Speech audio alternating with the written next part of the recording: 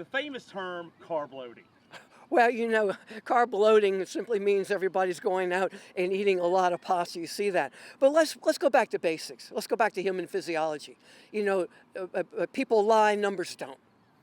Reality is we're talking here about 10K, 6.2 miles.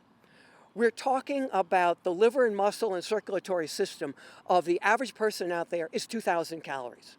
You burn 100 calories for every 10 minutes of exercise. Now that's a generality. I've measured it in the laboratory with world-class distance runners, world-class sprinters. And I'm going to tell you this. Let's get realistic. For a moderately fit runner, that would be someone defined as doing between 15 and 30 miles in a week.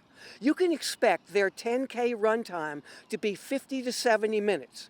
Well, in terms of the importance of nutrition, it's water, electrolytes, and energy.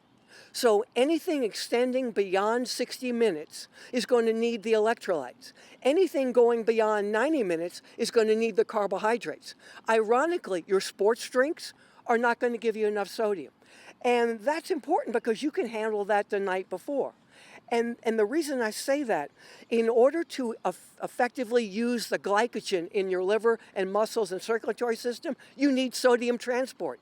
So I'm not telling anyone on a hypertensive type diet to go out there and increase your sodium. Hypertensive diets, people that may be on less than 1,500 milligrams a day. But the requirement for sodium sits up there around 2,200 milligrams.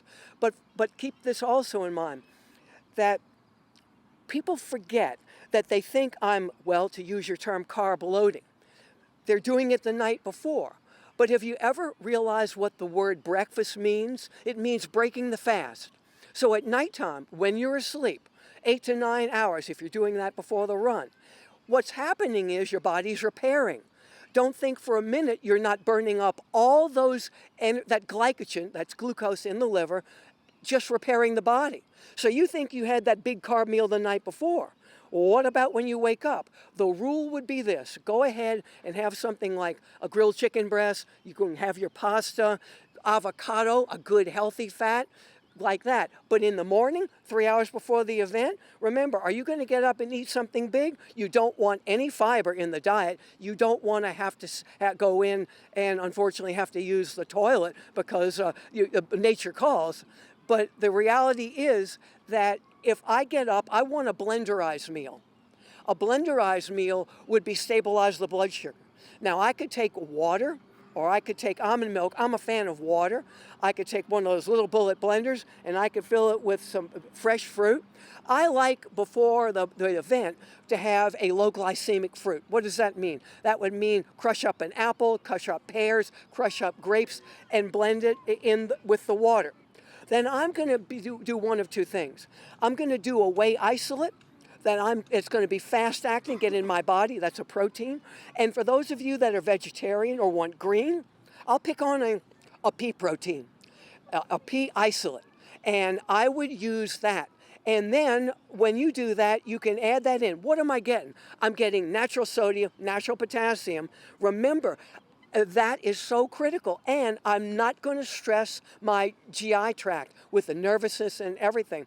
The other thing you really have to remember, that the idea that everything is done the night before is true to a point. It's more important for those very high-speed runners that's critical for them. But for the average person, think about 3 hours back before the event. That's going to be something, got to remember travel time, get to the race.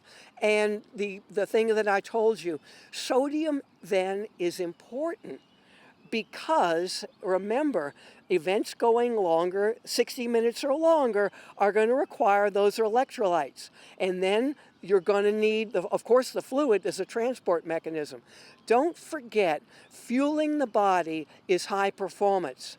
Misfueling the body is tantamount to disaster. What many runners will get, if they load up on the carbohydrates too soon, they'll get what's called reactive hypoglycemia.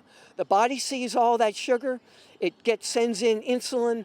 Insulin comes, got to pull it into the liver and muscle, got to do it quickly, and it drops your blood sugar. And what happens? You get the shakes, your mind is not clear, And that's very important. So back it out 3 hours before, make sure, and again, two things to look at when you wake up. Look at the color of your urine. We measure it with specific gravity, but if your urine is very dark, you can dilute it a little bit. That means you've got to hydrate more. And if you see that dark color, that means that you may be thirsty. Thirst is a poor indicator of hydration until you're thirsty. And then it means I'm got problems. So don't wait too late. Wait to do it.